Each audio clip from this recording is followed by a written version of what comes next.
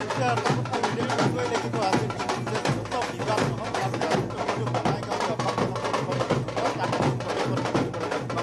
অসম গণ পৰিষদ যি ধৰণে মিত্ৰদলে দাবী কৰিছিলে যে 30,000 ভোটৰ ব্যৱধানত তেওঁলোকে বিজয়ী হ'ব, কিন্তু 35,000 ভোটৰ ব্যৱধানত হৈছে দীপ্তিময়ী চৌধুৰী। আৰু যাৰ বাবে এনেধৰণে আনন্দ উল্লাস এই মুহূৰ্তত বিজেপি আৰু অসম গণ পৰিষদৰ কৰ্মীসকলৰ মাজত হয়। এই পৰিৱেশটো এই মুহূৰ্তত দেখুৱাইছোঁ।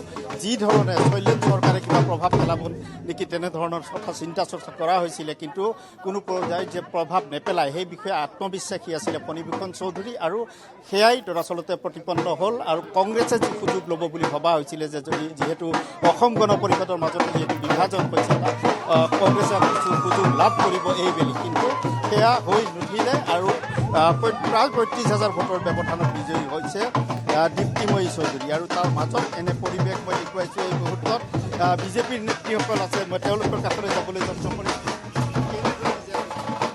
কেনে পৰিৱেশ, কেনে লাগিছে? খুবেই ভাল লাগিছে।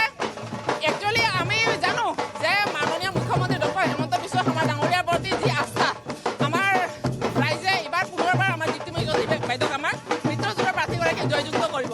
কিন্তু আমি বিচৰাতকৈ মিনিমাম 30,000 পোৱা হৈছে যদিও 30,000তকৈ অধিক ভোটৰ ব্যৱধানত তাৰমানে বাইদেউ জয়যুক্ত হৈ আছে। জাষ্ট আমাৰ আনুষ্ঠানিকতা বাকী।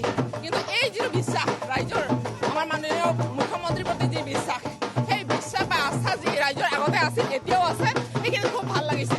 আৰু বেছিকৈ ভাল লাগিছে প্ৰথমবাৰৰ কাৰণে আমাৰ বঙাইগাঁও বিধানসভা সমষ্টিত এগৰাকী মহিলা বিধায়িকা আমি পালোঁ। এইটোৰ কাৰণে খুবেই ভাল। হয়, নিশ্চয়কৈ বঙাইগাঁও বিধানসভা সমষ্টিত প্ৰথমবাৰৰ বাবে এগৰাকী মহিলাই বিধায়িকা হিচাপে নিৰ্বাচিত হৈছে। তাৰ বাবে তেওঁলোক যথেষ্ট মহিলাসকল বিশেষকৈ উৎফুল্লিত আজিৰ দিনটোত তেওঁলোকে উল্লেখ কৰিছে। আৰু দীপ্তিময়ী চৌধুৰীয়ে যিধৰণে কৈছিলে যে তেওঁ কেতিয়াও কল্পনা কৰা নাছিলে যে ৰাজনীতিত তেওঁ আহিব, ৰাজনীতিৰ পথাৰত তেওঁ খোজ পেলাব।